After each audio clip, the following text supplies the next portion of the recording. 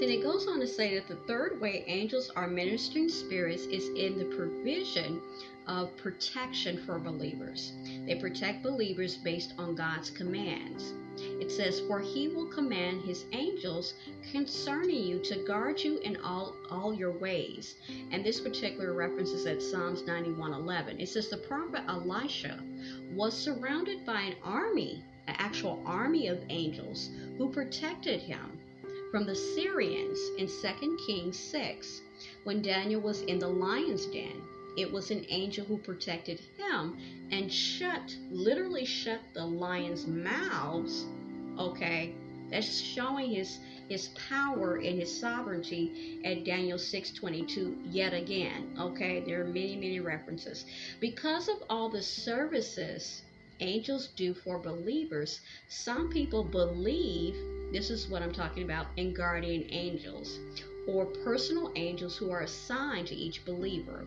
While this is not an impossibility by any means, there is also nothing in the Bible describing personal guardian angels. So when I spoke of a little while ago about guardian angels and personal angels, some people have veered off into actually worshiping these guardian angels or personal angels that they believe are over themselves, over their actual families. And I've mentioned in previous episodes about a young lady who told me she believed she believed in that. And she said that her mother also passed on this belief.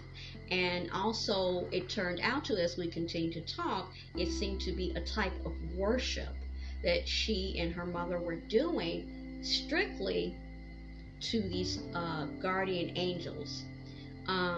But then, as I said before, if you haven't listened to the previous episodes in which I speak of her, I started to notice a darkness about her that made me really put things in perspective. I hadn't really made up my mind one way or the other. I still was open, so to speak, of what I thought about guardian angels and personal angels and all of that. But I started to see a darkness in her. And when she spoke of, when you think of guardian angels, even when you look at people who are very into like the artwork and different things that you see out there, it's very light, it's very airy, it's benevolent, right? But I started to kind of change my tune and look a little bit further at what I believed, okay? And I said what she is actually probably sadly worshiping. Now she's worshiping the creation. She's not worshiping, we talked about that before, the actual creator. She has focused her sights on angels, or what she believed to be guardian angels. Now I realize, at some point I realized that they were not guardian angels that she was actually worshiping. They were fallen angels.